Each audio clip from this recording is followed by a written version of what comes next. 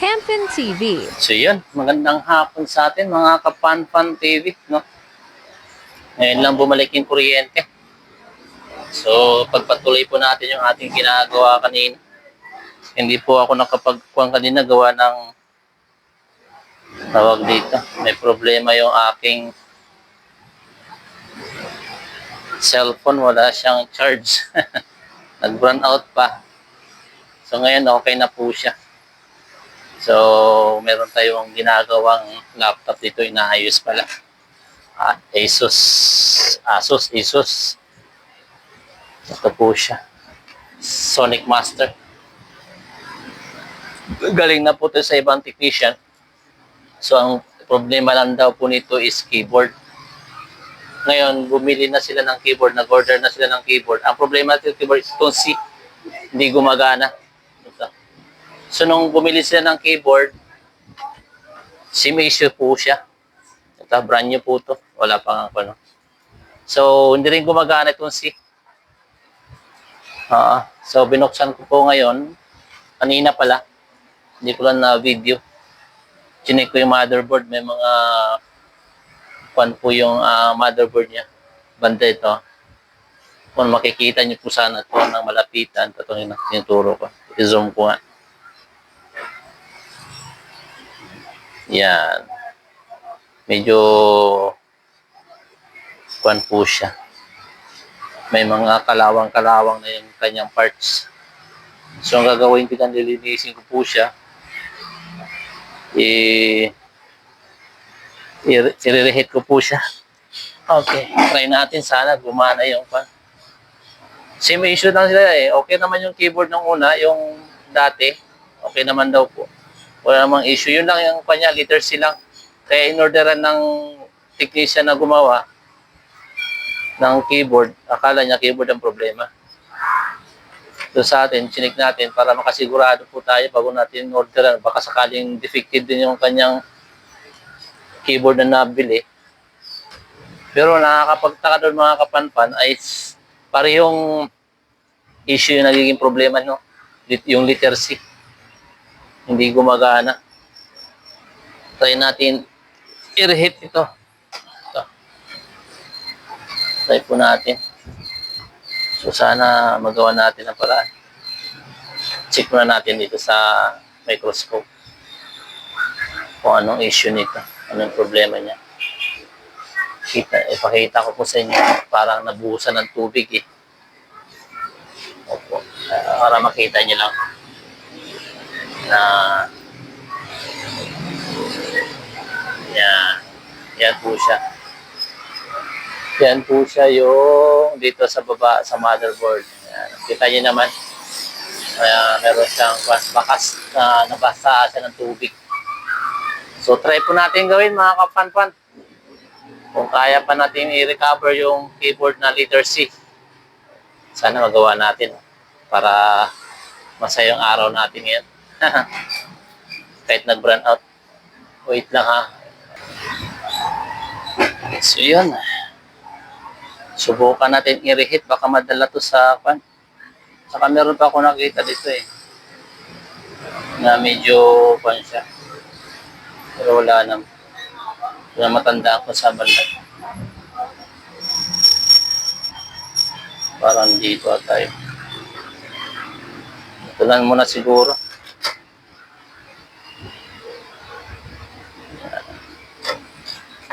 Kaya natin na soldering paste.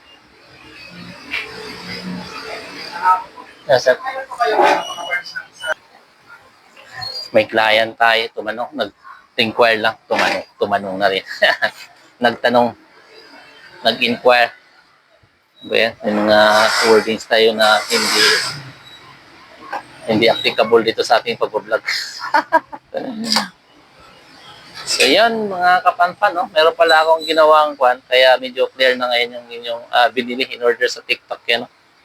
Wireless microphone para makapag-vlog po tayo ng maayos at makapagbigay tayo ng saktong information about sa pag-aayos ng printer at laptop, no?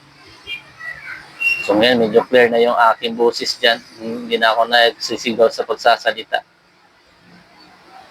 Dati, wala pa ito yung microphone, sige pa akong sigaw. Narinig ko rin sa kabilang tindahan.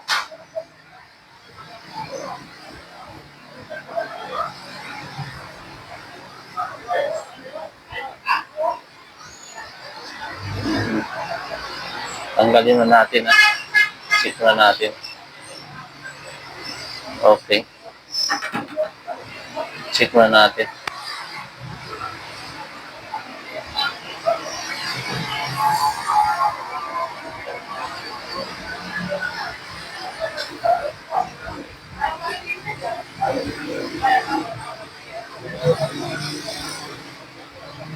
Yun.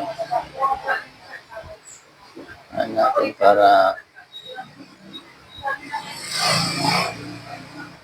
area kasi na siya basahan na. Parang nabasahan ng tubig to eh. Ma-check lang natin.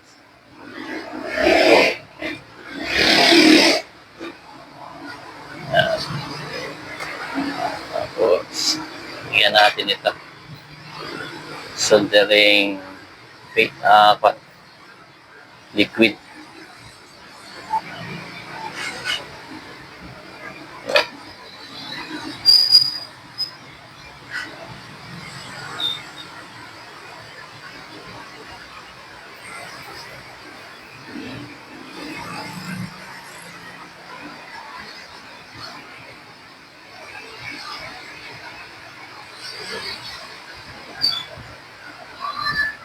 Wala na ito yung sampahan niya. Sira na. Ito na nga siguro yung problema niya, bakit hindi magpan.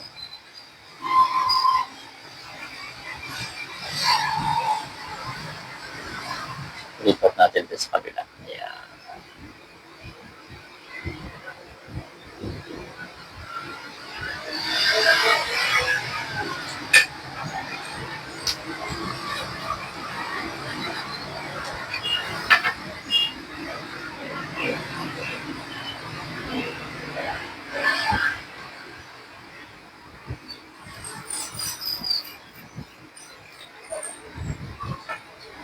Oh la la. Sinangay.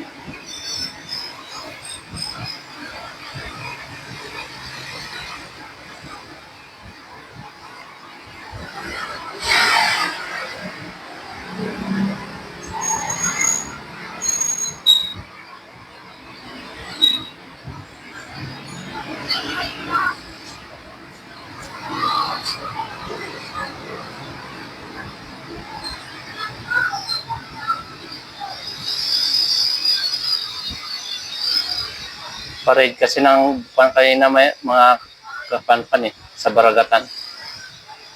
Parade po siya. Okay.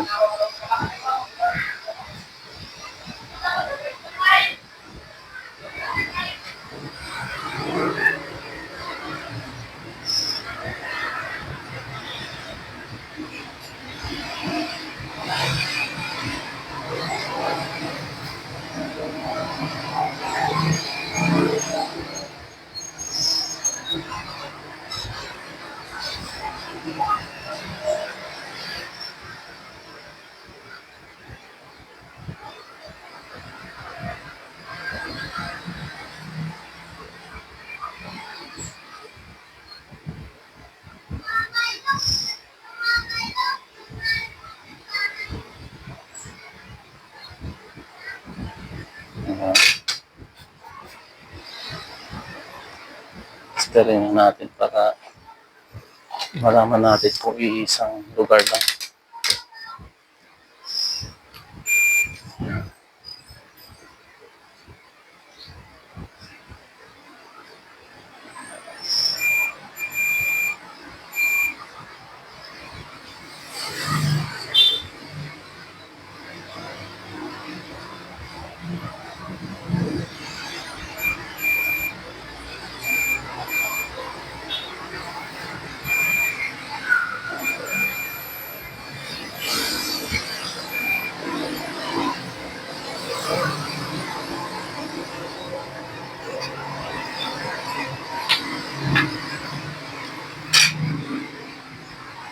Ay, nako. Hanapin natin yung ating soldering iron. Yan. Para mamaya open na siya.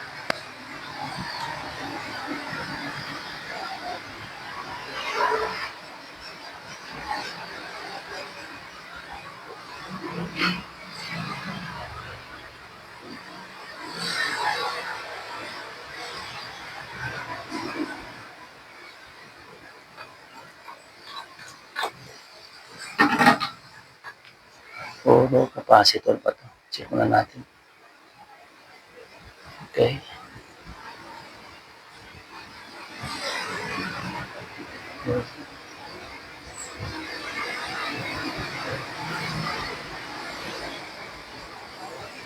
Ay, ko.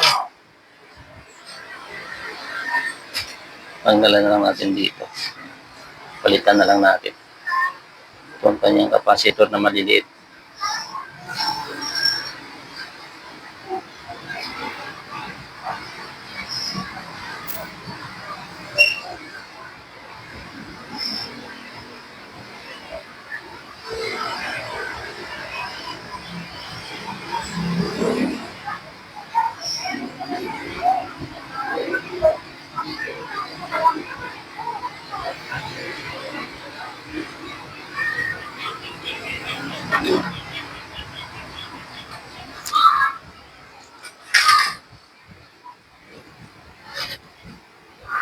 Kita nyo pa rin ba? Yung nakaganito?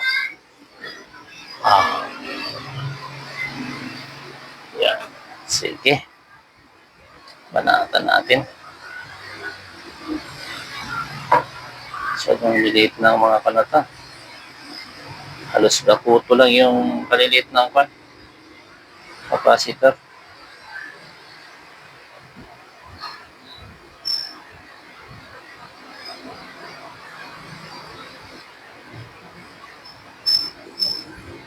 Next one.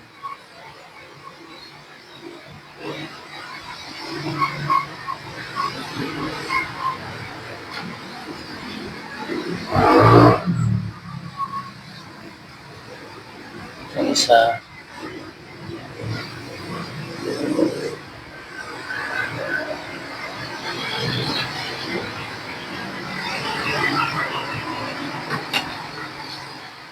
Yan na po siya.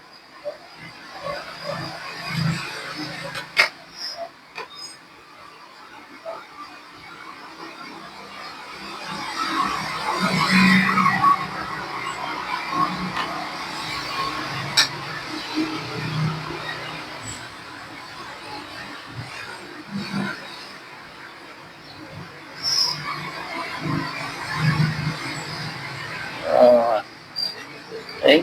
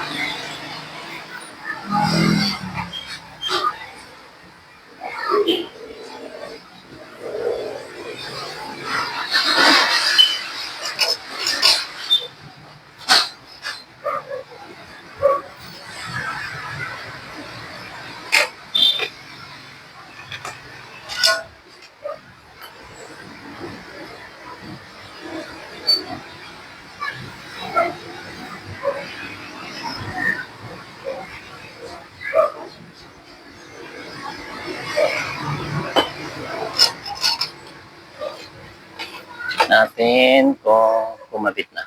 Kumabit. Dumikit na. Okay, parang okay na. Okay.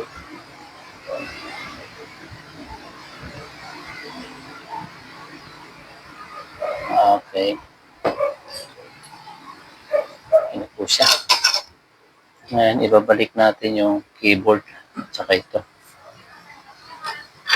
Para testing natin kung gumana yung ating ginawa. Tingin nyo kaya? Mga kapanpan. Okay na kaya ito siya? Magiging success kaya yung ating ginawa? Gagana pa kaya ang keyboard niya? Check natin ito. Ayun ang mga inisin lang natin. Meron pa ako nakita dito kanina eh. Silipin natin sa microscope. Okay. Wala na. So yun lang talaga. Yan lang yung naging problema niya. So napaka-importante mga kapanpan yung pag-visual check natin. Visual check. Kahit saan pa. So, sayang yung keyboard, no? Yung keyboard yung problema nito. Ayan.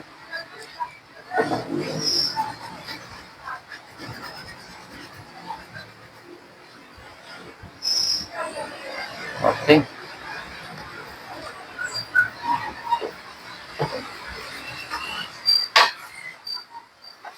Okay.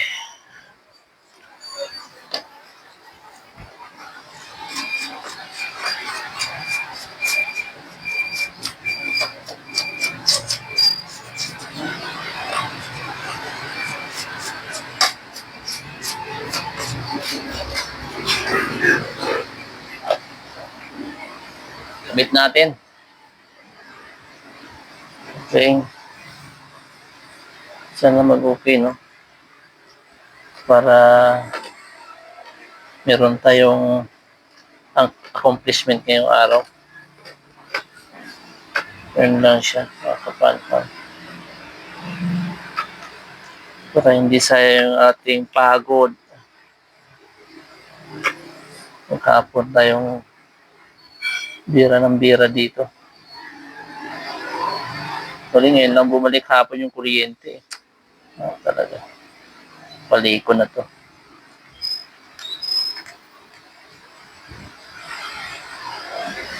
Tapos nung in-interview sila sa Senado, isolated case lang daw yung magbabrun out ng matagal. Sabihan ka ng gano'n.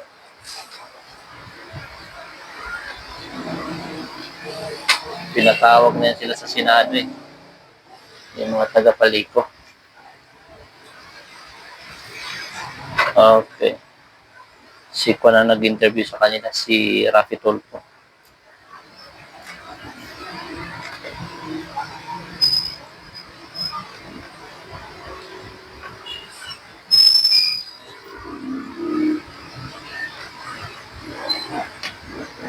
Tanggalin mo natin. Hindi pa naman sigurado eh. So yun, kailangan natin isaksak itong charger. Charger itong keyboard na bago. Para malaman natin kung yun nga ang kanyang sira. Kapit natin itong kanyang plastic cover para hindi masagin ng mga metal.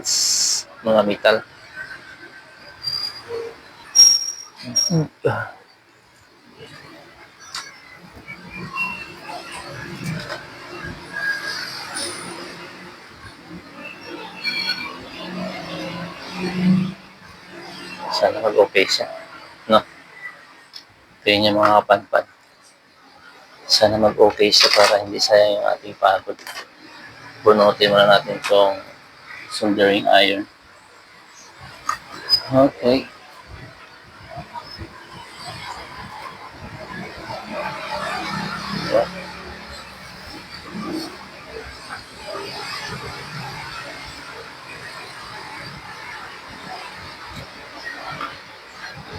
Ayan.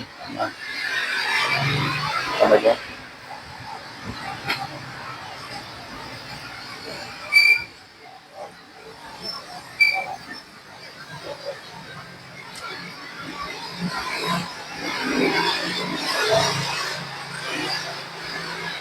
Ayan o. Gumagana na siya. Ayan. Testingan natin ito ngayong liter. Itong liter C, hindi gumagana eh. Ito.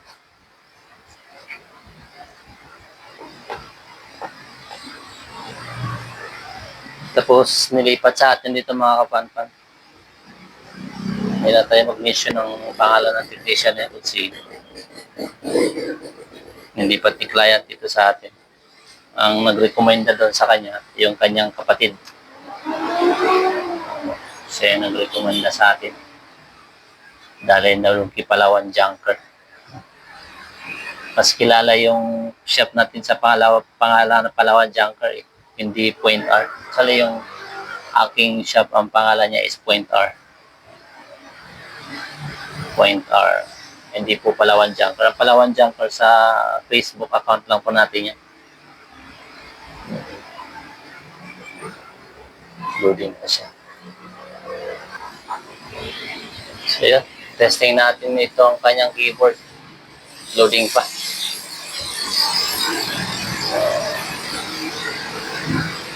Testing natin ito ang kanyang keyboard. Hanapin natin ang notepad. Ito ang notepad. Sana gumana ang C. Ayaw talaga. Yan, C lang talaga.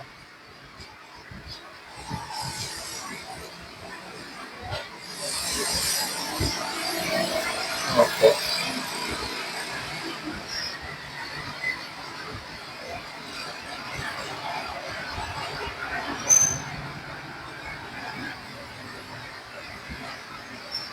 Yung C lang talaga. Ayaw. Bakit kaya?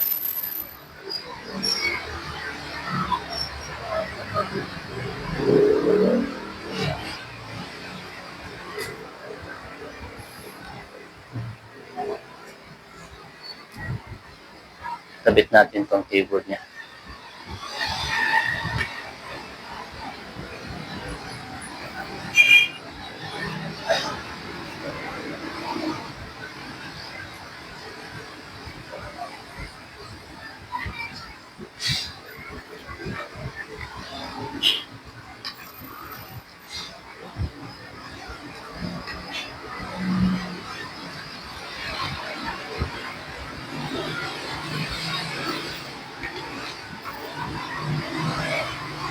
Para ito ang biyahe ito. BC, CB.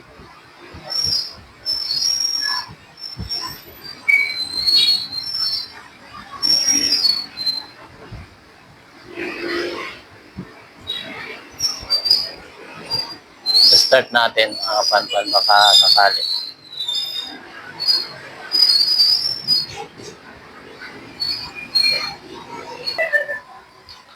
So yun mga kapanpan, no? Na-check na natin yung hindi natin mapang kung ito talagang problema niya unless na magpan tayo. Tawag ito, mag-order tayo ng panibagong keyboard. C. Dito naman sa isa, itong ito tsaka to.